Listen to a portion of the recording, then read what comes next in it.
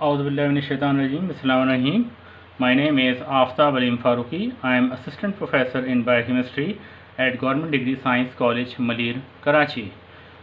So today I am starting the lecture for class BSc Part 1 subject Biochemistry, and I am still continuing the chapter carbohydrates and their derivatives because this chapter is very prolonged, and the topic which is I am delivering the lecture is classification of carbohydrates, which is a series of online lecture number 15, and the same reference book you will consult for the study of this topic is Western Tour Biochemistry 4th edition.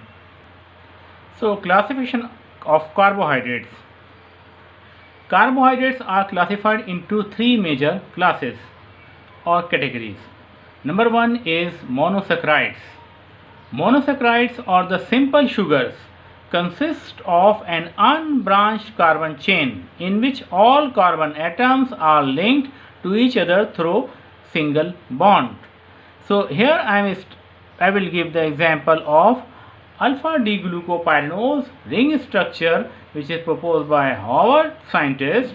So in that structure, the single bond, covalent bond, is occurred in between the carbon atoms. Okay, so aldehydic or ketonic group is attached to this chain. The most abundant monosaccharide in nature is the 6-carbon glucose, and other examples of monosaccharides are fructose and glucose and galactose. So this is the structure of the alpha-D-glucopyranose. Okay, the first carbon and second, third, fourth, and this is the fifth, and this is the 6th carbon atom. This single bond is okay, this is a covalent bond which is formed in between the different number of carbon atoms. In the same way, we can write down the structure of alpha-D-glucopyranose, beta-D fructose, fructofuranose ring structure. Also we can express the monosaccharide in alpha-D mannose structure, alpha-D galactose structure. All these structures we can express in the examples of in the classes of the monosaccharide carbohydrate.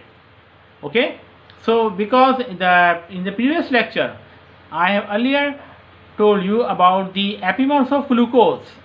Okay, because in the structure of glucose, when at carbon number 2 the alcoholic position of will be changed on the left side, the type of the monosaccharide sugar will be formed mannose, while in the structure of the glucose at carbon number 4 the alcoholic group position will be changed on the left side, the will be termed as the galactose sugar will be formed. Okay, now the second class of the carbohydrate is started. I am here, the oligosaccharides.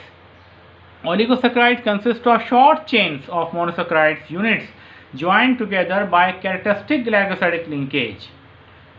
So the oligosaccharides, the type of sugars which consist of from 2 number of monosaccharides to the 10 number of monosaccharides. Okay, oligosaccharides are the type of carbohydrates which consist of from 2 to number of 10 monosaccharide units, and all these monosaccharide units are linked or joined to the glycosidic bond and resultantly form the glycosidic linkage.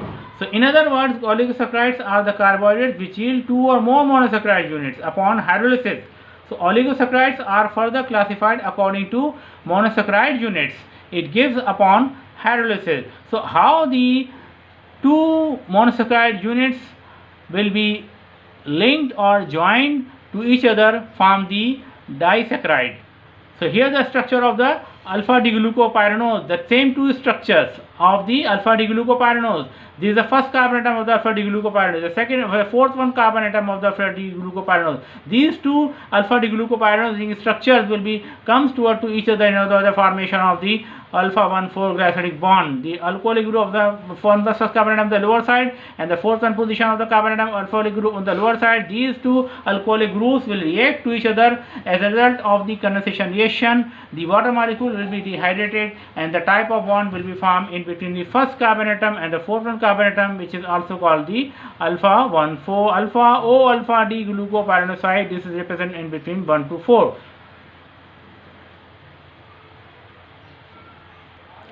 So students, as I earlier told you about the oligosaccharides, they are consist of 2 to number of 10 number of monosaccharide units. So first of all, I will start with example of the disaccharides. So disaccharides yield the monosaccharide units upon hydrolysis. These are most abundant in nature. Example of disaccharides is cane sugar, which consists of 6 carbon sugars, D-glucose and D-fructose joined covalently. Another examples are lactose and maltose structures. So here look very keenly the structure of these two sugars, in which the alpha D-glucopyranose and beta D-fructofuranose in structure of the sugars will be react to each other in order to form the sucrose type of the disaccharide. So this is the structure of the alpha D-glucopyranose, on which the first carbon atom of the alcoholic group on the lower side. Okay, this is the first carbon atom, the alcoholic group on the lower side, that will react to the carbon number 2 of the carbonyl group of the second adjacent sugar of the fructose. It means that the two monosaccharide units will come and react to each other from their anomeric carbon atom, from their reducing sugar group. So what is the free reducing sugar group? The sugar group which consists of free reducing sugar group means they consist of aldehyde group or ketonic group. This is called the free reducing sugar group, and these two free reducing sugar group will react to each other in order to form the formation of the disaccharide type of the carbohydrate. Therefore, when these two reducing sugar group will react to each other, resultantly the formation of the O alpha D-glucopyranose will react to the first carbon atom alpha and beta D-fructofuranose. The type of the bond will be called the alpha 1 beta 2 glyceridic bond. This type of the bond is called the alpha 1 beta 2 glyceridic bond. The type of sugar will be called the sucrose. Now, when the two sugars will react from their free reducing sugar group and form the disaccharide, their reducing property will be blocked, and the type of the sugar will be the non-reducing sugar. Understand this, when two sugar group which initially consist of free sugar group, aldehyde or ketone group, and there were the alcoholic group and the carbonyl group relate to each other. Therefore, the formation of the alpha 1 beta 2 glyceridic bond formation will be formed in the sucrose type of structure. Though this is disaccharide, therefore the new one type of the structure of sugar sucrose will be called the non-reducing disaccharide. Okay, that's why the question is also asked in the exam, what is the reason of the sucrose is non-reducing sugar. So which the point which I have earlier told you, you can write down. Okay, so another example of the disaccharide sugar. So the another type of sugar in which the two sugars are react to each other. One is the galactose sugar, another is the beta D-glucopyranose structure. Okay, so the beta, why this is called the beta D-galactopyranose? Because the first carbon atom of the galactose sugar in which the alcoholic group on the above side, that will react to the adjacent 4-1 position, the alcoholic group of the adjacent alpha D-glucopyranose, beta alpha D-glucopyranose structure. Therefore, the two alcoholic group will react to each other, and then condensation reaction, water molecule will be released. That the type of bond will be called the O type of the glyceridic bond linkage between the 1 to 4. This is called the alpha 1 4 beta 1 4 glyceridic bond linkage will be formed. Beta 1 4 glyceridic bond will be formed. Beta 1 4 glyceridic linkage will be formed. The type of sugar will be called the lactose. We can say that lactose sugar is consist of beta D-galactose and glucopyranose, alpha D-glucopyranose structure. Now, the third one example of the disaccharide sugar is maltose. In this type of maltose sugar, two glucose residues will come and react to each other from their first carbon atom and 4 carbon atom alcoholic group respectively. This is the structure of the alpha D-glucopyranose. This is also the structure of the alpha D-glucopyranose, and this carbon 1 on which the alcoholic group on the lower side, that will react to the carbon number 4 of its position alcoholic group. Therefore, the two alcoholic group will react to each other, and then the condensation reaction will be occurred, and the water molecule will be released. The type of the bond will be called O alpha D glucopyranose, and the alpha D glucopyranosyl, and that this will be formed in between the first and second 1 carbon atoms. So this is the type of the maltose sugar, and this is also called the reducing disaccharide, because the first carbon atom, the anomeric carbon atom OH group is here. We can react with any chemical reagents in order to form the color complex formation. You will study this color complex formation of the reducing disaccharide in practicals of biochemistry. Okay, in the previous one example, the lactose sugar, which was also consist of free anomeric carbon atom. Therefore, the reducing disaccharide may also consist of the free anomeric carbon atom. Therefore, they are called the reducing disaccharide. So we can say that lactose and maltose are the reducing disaccharide sugars, because they have the free anomeric carbon atom. These free anomeric carbon atom can react with any chemical reagent in order to formation of the color complex. While the first one example of the disaccharide non-reducing sugar is sucrose. So as first now the another example is trisaccharide. Trisaccharides also yield 3 monosaccharide units upon hydrolysis. So when the trisaccharides are hydrolyzed upon the action of any acids, therefore the alpha 1,4 gracidic bond will be broken down. Therefore the alpha 1,4 gracid linkage will be broken down. When upon the action of HCl will be added in the trisaccharides or disaccharides, so the type of the bond alpha 1,4 gracidic bond will be broken down. Therefore hydrolysis will be occurred, and the 2 monosaccharide units will be separated to each other. In case of the trisaccharides, 3 monosaccharide units will be separated to each other, and the examples of trisaccharides are mannose, labinose, and raffinose. Now the third one class of the carbohydrate is the polysaccharide. Polysaccharide consists of long chains of having hundreds or thousands of monosaccharide chains, or yield many monosaccharides upon hydrolysis. It means that when from left to right, the thousands of monosaccharide, hundreds to thousands of monosaccharide units are joined to each other through the alpha 1,4 gracidic bond formation. Therefore, the polysaccharides will be formed. And when the hydrolysis reaction is carried out in the presence of by reacting with HCl, therefore HCl will hydrolyze the alpha 1,4 gracidic bond, and then the monosaccharide units will be separated to each other. Therefore, free monosaccharides will be obtained. These polysaccharides are further classified according to the monosaccharides they are of. Okay, so they are further classified into 2 categories. Number 1 is the homopolysaccharides. So polysaccharides that consist of type of monosaccharide units are known as homopolysaccharides. It means that monosaccharides natures are same. So examples are starch and glycogen. So the examples are starch and glycogen, that is the polymer of D-glucose. It means that starch and glycogen are found by same type of monosaccharides, D-glucose. The second B class of the polysaccharide is heteropolysaccharides. Heteropolysaccharides that consist of more than one type of monosaccharide units are known as heteropolysaccharides. It means that only glucose is not involved, but as a modified structure of the glucose monosaccharide in its ring shape structure. There in some cases the amino group or sulfate group. Therefore, the nature of the monosaccharide will be changed.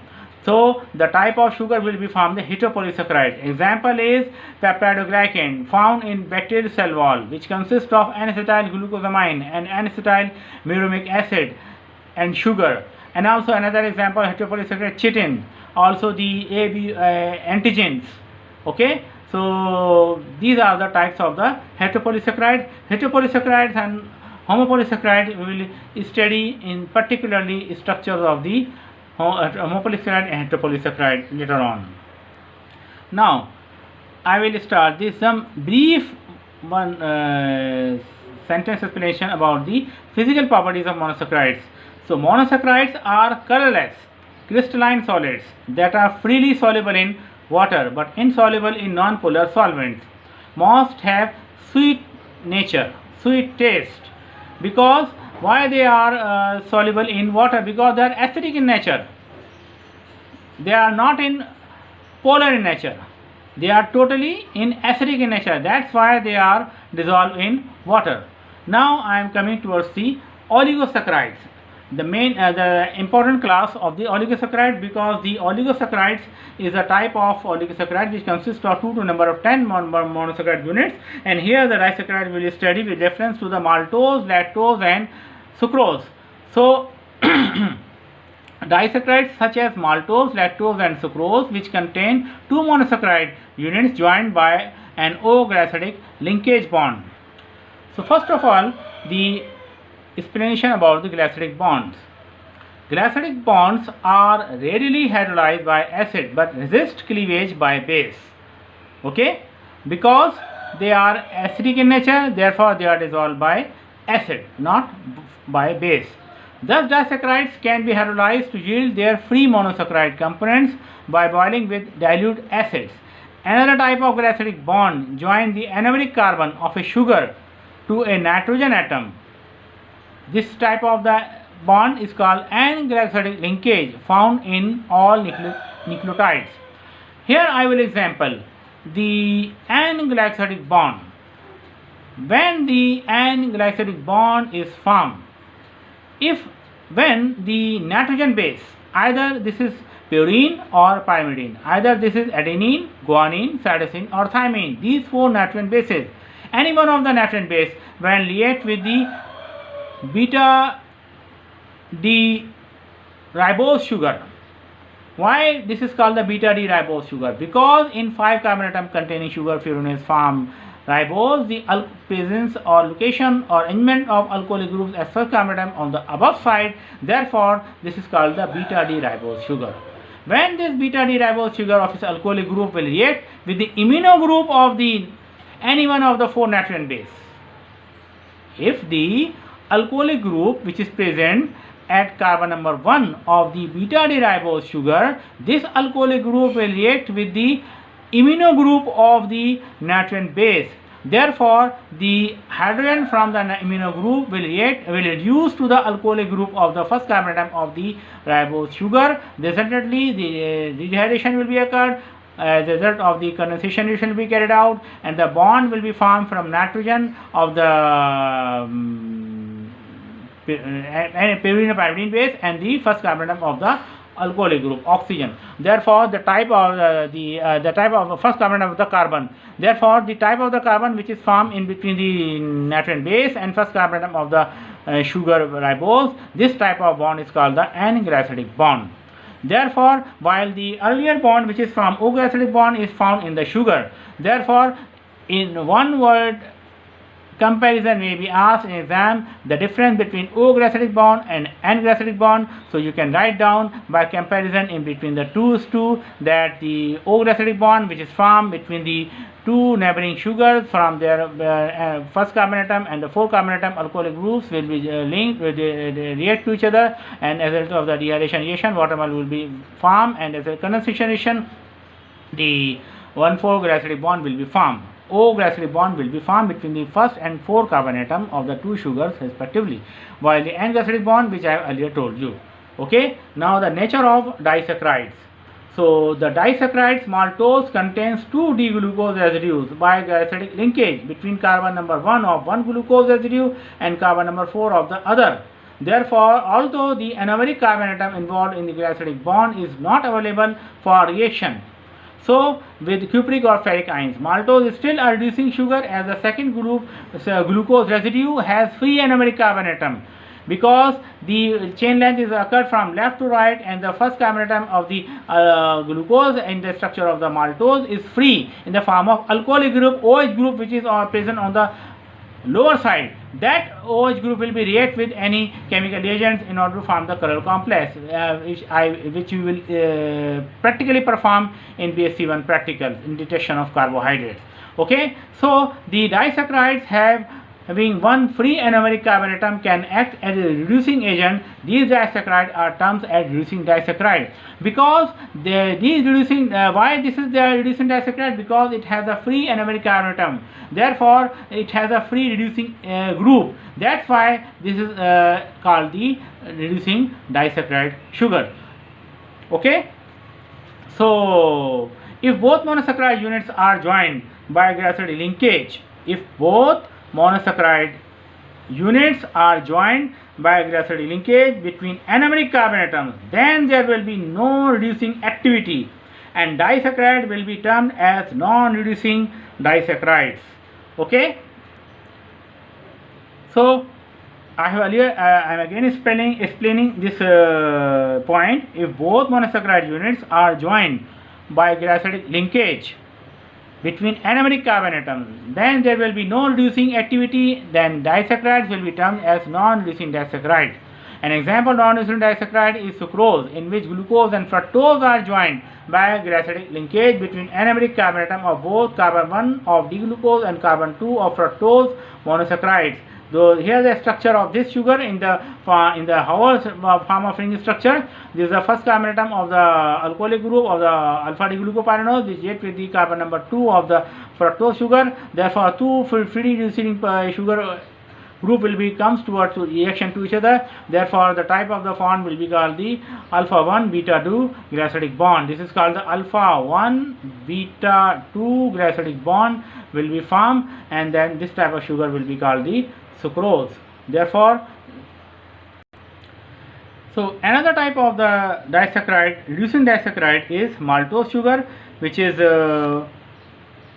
formed in vivo by the action of salivary amylase on starch, and in vitro by a partial hydrolysis of starch or the action of an enzyme maltase on maltose sugar. So when the maltase enzyme will act on maltose sugar, resultantly the production of glucose, because the alpha 1,4 glyceric bond will be broken down by the action of enzyme maltase.